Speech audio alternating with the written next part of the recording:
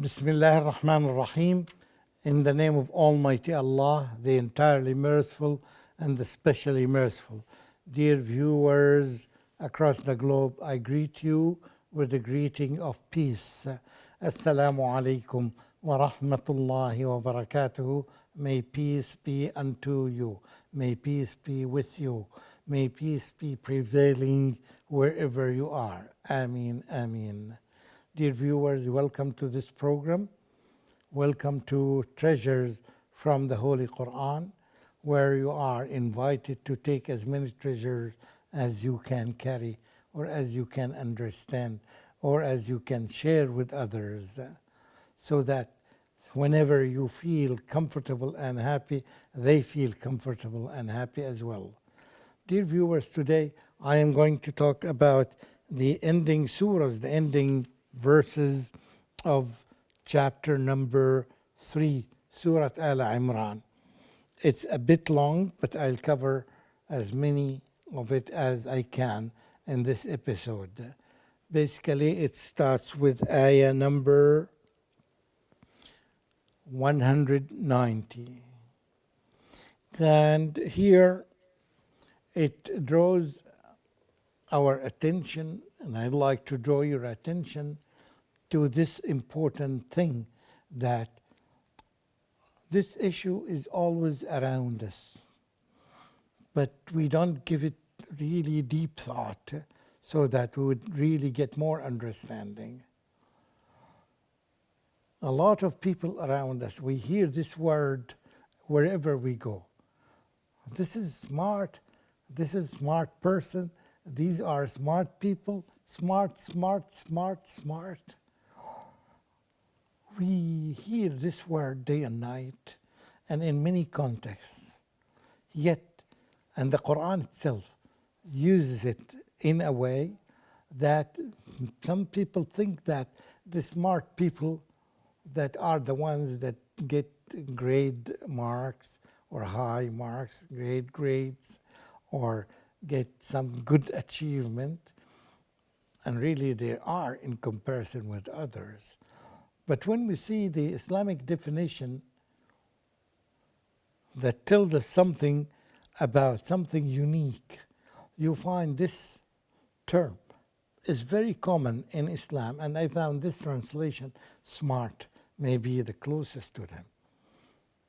Ulul albab. Ulu al-albab, the people with smart minds, smart hearts, smart good brains. And Islam, particularly in this verse and many other verses, if you can make some research, that would be really unique to find all the contexts that this word or this phrase, ulul albab or ulil albab, and get one ayah from here, one ayah from here, and all the ayats that had been using this word or this phrase, and put them together, you will get real understanding, better understanding than any of us. Anyway, this verse uses ulil albab. Here it says in the beginning, A'udhu billahi minash shaitanir rajim. In the first ayah, ayah number 190, chapter number 3, it says, أعوذ بالله من الشيطان الرجيم إن في خلق السماوات والأرض واختلاف الليل والنهار لآيات لأولي الألباب. Meaning,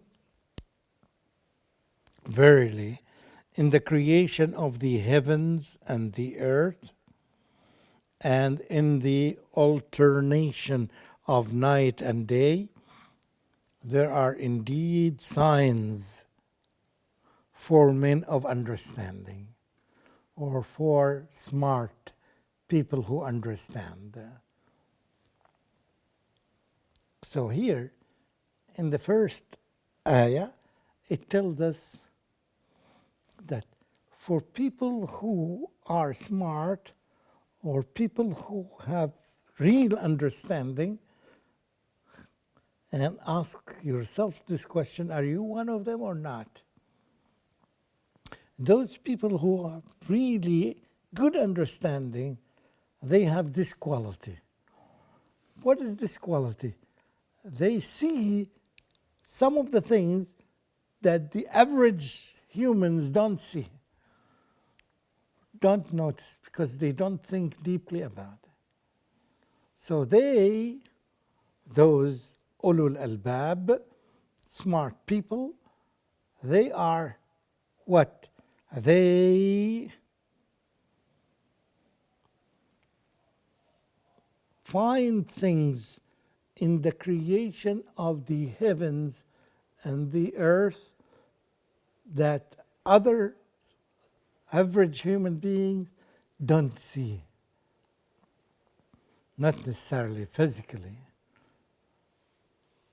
And the alternations of night and day, they are very significant.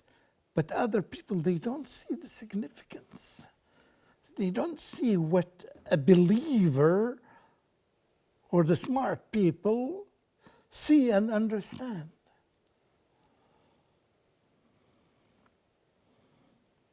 Then comes the definition of the ulul albab. But first, let's focus on this. All the time, if you want really to be a smart person, you think deeply and you reflect upon two things. The what? The heavens and the earth. How many things you see? Look at these planets. Look at these stars. Look at these things that are around you in the sky. Look at the rain that's coming from the sky. Look at the sun, how far and how hot it is. Look at the moon, what it causes to us, how many benefits we get from it. The more you think and the more you do research, scientific research, the more you read and the more you explore, the more you will be classified as ulul albab. Look at the creation, look at the alternation of night and day. Every day, at a certain time or around it, you will find the night became a day and the day became a night in other places. You leave the night here, then you go to another place, it's still daylight there, yet you will find that change is happening. How great this issue is, but how many people think of it?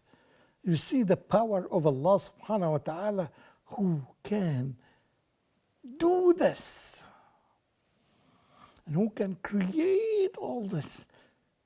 And therefore we need your thinking.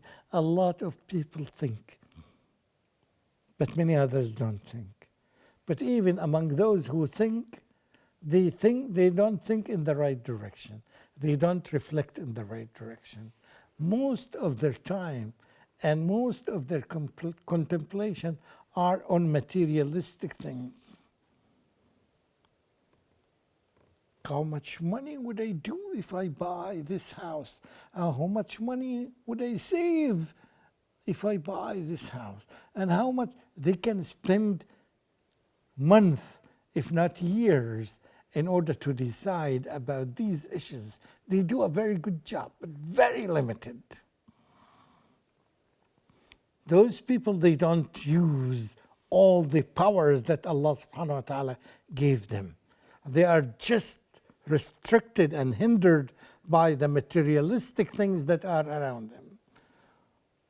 Whereas the others, they are very open-minded and they think in bigger things, in the creation of the heavens and the earth.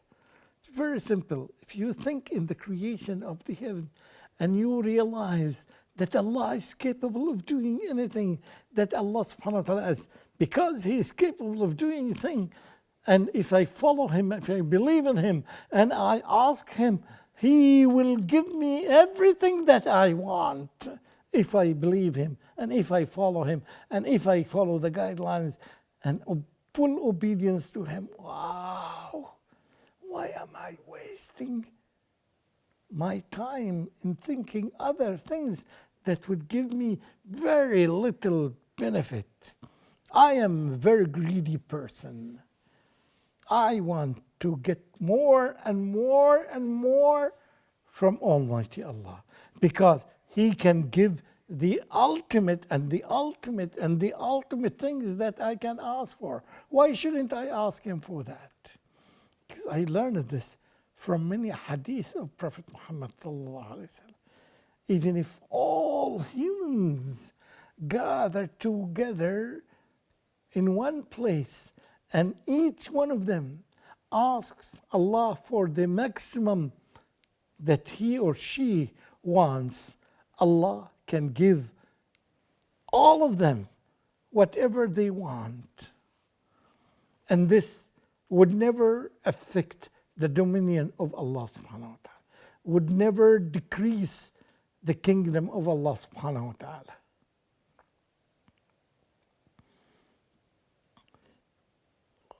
When you know this about Allah subhanahu wa ta'ala and about how great He is and how much He can give, not only to one individual or group of individuals, to all humans, all of them, no exception, if they ask for what they want, and they ask for the maximum, not the minimum, and Allah subhanahu wa ta'ala responds to all of them, this will not decrease the kingdom and the dominion of Allah subhanahu wa ta'ala. The question that comes, why shouldn't I follow Him? Why shouldn't I worship Him? He's going to give me everything at little effort from me. Just believing in Him, believing in His existence, believing in His abilities, believing that He is with all the attributes of Allah subhanahu wa ta'ala. And with work, just in my life, whatever number of years I'm going to live, if I follow and obey Him, He will grant me whatever I want. Why shouldn't I do this?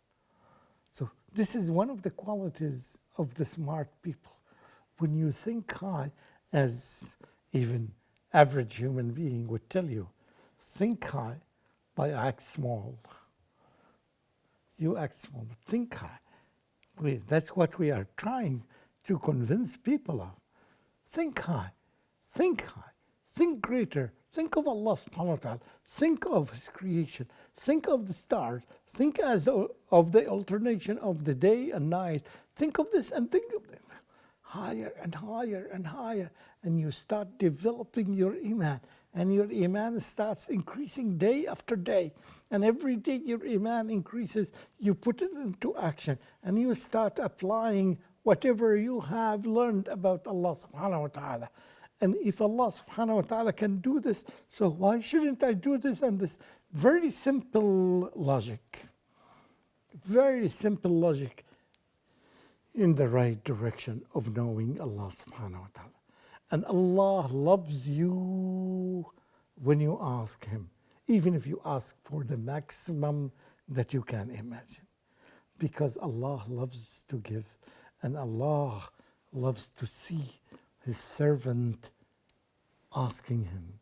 Allah loves this quality because when we ask Allah, we know that He is the only one who can do this. No other one in this universe can do this, can do what Allah subhanahu wa ta'ala, similar to what Allah subhanahu wa ta'ala does, or even little similar than this. Allah subhanahu wa ta'ala can do this. So if you know this about Allah, you will really the value, you will appreciate the value of worshiping Allah and worshiping Allah in the time and in the way that He wants you to worship Him. You would never think of anyone else other than Allah, besides than Allah, because we have this ability to compare. Allah put in our brains how to compare. If you know this power of Allah subhanahu wa ta'ala and you compare Him with the entire universe around you, and you find Allah is on the top of this entire universe, and He can do anything that you ask Him for as long as it is a halal thing. Why don't you worship Him? A simple person would say, why would I waste my life going into the wrong direction? Why would I follow the people who taught me incorrectly because of the limited knowledge that they had? Why would I follow those people regardless of their jobs, whether they were my professors or the writers or the authors or those and those and those? And I know that they are just servants, they are creatures, and why shouldn't I follow the Creator Himself? And instead of following the creatures, it's very simple that I worship the Creator instead of the created.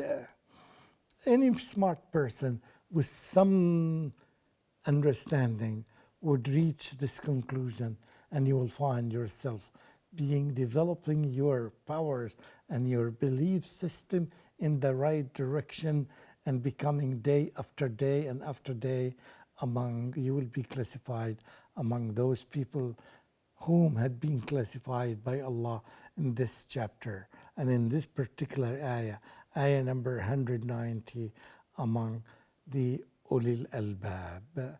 We ask Allah subhanahu wa ta'ala to make us be classified among those Ulil Albab. Ameen, Ameen. وآخر دعوانا أن الحمد لله رب العالمين وصل اللهم على نبينا محمد وعلى آله وصحبه أجمعين والسلام عليكم ورحمة الله وبركاته.